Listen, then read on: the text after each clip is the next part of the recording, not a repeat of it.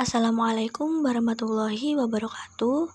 Perkenalkan, nama saya Kathleen Berliana Salsabila dari Pendidikan Fisika kelas 2B. Saya di sini akan menjelaskan materi mengenai sumber hukum Islam. Adapun pembahasan kali ini antara lain pengertian dari sumber hukum Islam, kemudian sumber hukum Islam, yang mana di dalamnya mencakup Al-Quran, hadis, ijma, dan qiyas. Pengertian sumber hukum Islam. Hukum Islam adalah sistem atau kaidah-kaidah yang didasarkan pada wahyu Allah SWT, yaitu Al-Quran dan juga Sunnah Rasul, yang mana di dalamnya mengenai tingkah laku seorang mukallaf yang diakui, diyakini, dan bersifat mengikat bagi semua pemeluknya. Adapun sumber hukum Islam adalah asal atau pangkal pengambilan keputusan dalam menentukan hukum syariah, sehingga sesuai dengan apa yang diajarkan oleh Nabi Muhammad SAW. Sumber hukum Islam yang pertama adalah Al-Quran. Al-Quran merupakan kalam Allah yang diturunkan kepada Nabi Muhammad melalui perantara malaikat Jibril, yang mana diturunkannya secara mutawatir atau berangsur-angsur. Al-Quran ini dimulai dengan surat Al-Fatihah dan diakhiri dengan surat An-Nas. Adapun dalam membaca Al-Quran bernilai ibadah. Al-Quran memuat pedoman yang berisi mengenai tuntunan yang berkaitan dengan keimanan atau akidah, kemudian ibadah, akhlak, dan amal perbuatan manusia. Dasar kehujahan Al-Quran.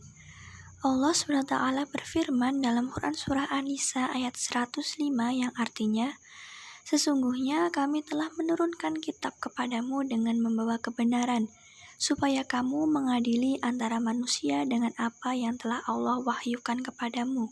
Dan janganlah kamu menjadi penantang karena membela orang-orang yang khianat." Al-Quran merupakan sumber hukum utama dalam Islam dan menempati kedudukan pertama dari sumber-sumber hukum Islam lainnya, yang mana Al-Quran ini wajib untuk kita jadikan sebagai pedoman dalam menjalani kehidupan. Al-Quran dalam menetapkan suatu hukum itu sesuai dengan perkembangan dan juga kemampuan manusia, baik secara fisik maupun rohani. Maka dari itu, Al-Quran dalam menetapkan suatu hukum didasarkan pada pedoman. Yang pertama, tidak memberatkan. Yang kedua, meminimalisir beban. Ketiga, berangsur-angsur dalam menetapkan hukum. Keempat, keadilan yang merata. Dan yang terakhir, untuk kemaslahatan umat. Sumber hukum Islam yang kedua adalah hadis.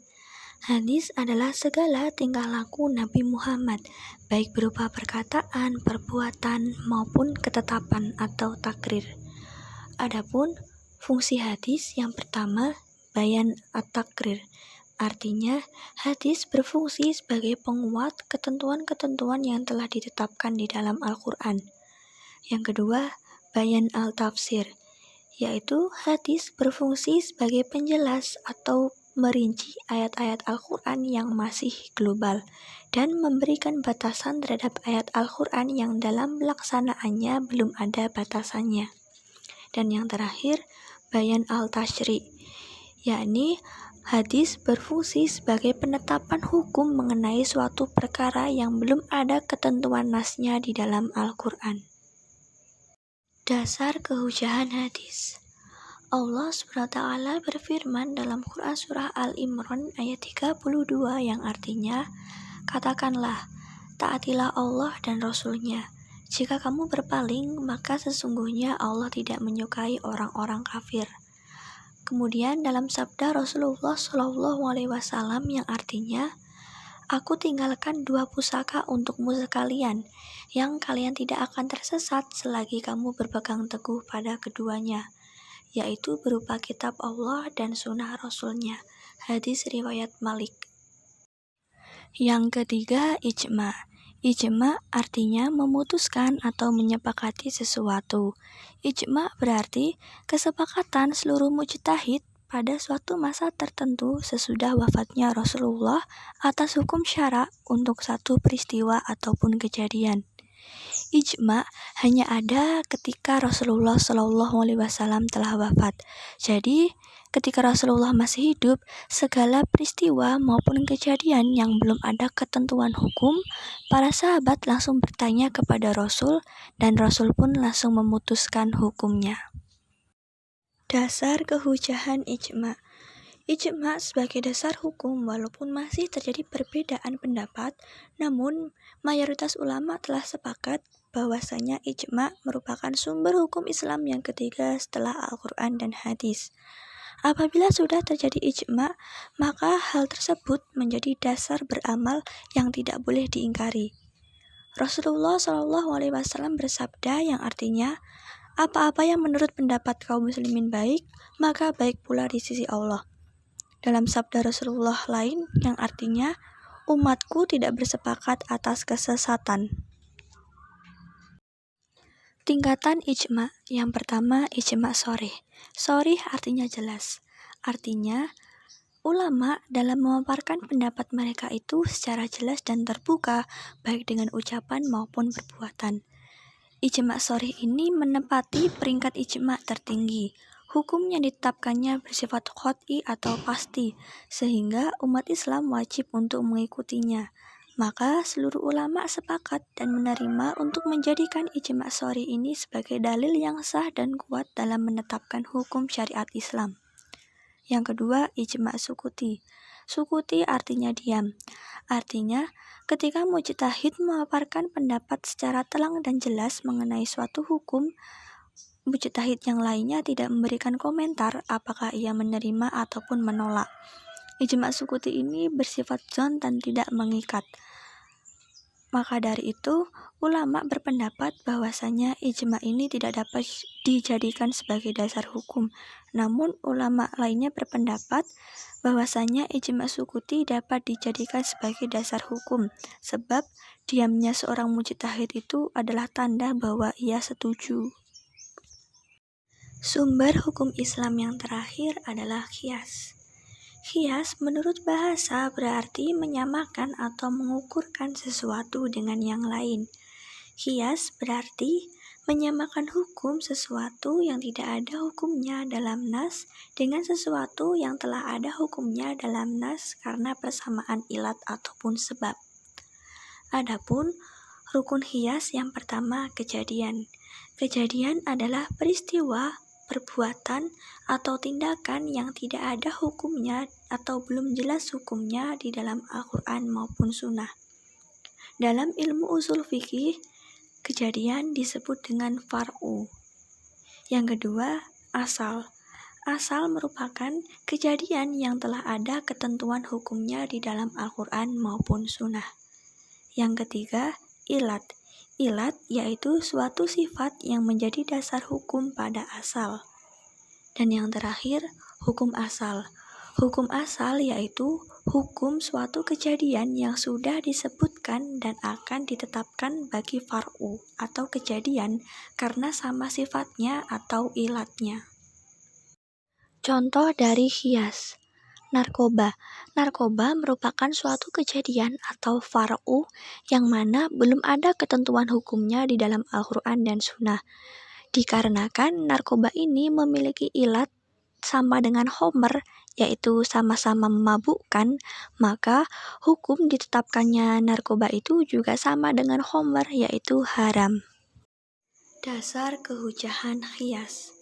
Sebagian ulama berpendapat bahwa qiyas adalah salah satu sumber hukum Islam. Ulama yang menjadikan qiyas sebagai sumber hukum atau disebut musbitul qiyas, dan mereka mempunyai dasar yang kuat, baik dari nas maupun dari akal. Adapun dasar kehujahan qiyas dapat dilihat dalam Quran surah Al-Hasyr ayat 2 yang artinya, maka ambillah kejadian itu untuk menjadi pelajaran, wahai orang-orang yang mempunyai pandangan. Macam-macam qiyas. Dilihat dari segi kekuatan ilat yang terdapat pada furu', qiyas dibagi menjadi 3. Yang pertama, qiyas aula, yaitu qiyas yang apabila ilahnya mewajibkan adanya hukum. Hukum cabang memiliki nilai yang lebih utama daripada hukum yang ada pada asal.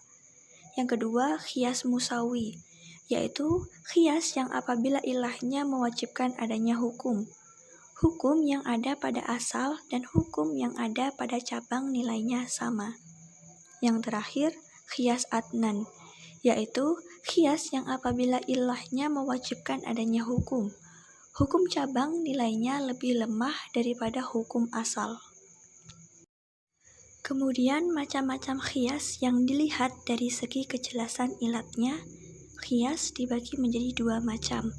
Yang pertama, qiyas jali, merupakan qiyas yang ilatnya ditetapkan oleh nas bersamaan dengan hukum asal, atau nas tidak menetapkan ilatnya, tetapi dipastikan tidak menimbulkan pengaruh terhadap perbedaan antara nas dengan furu'.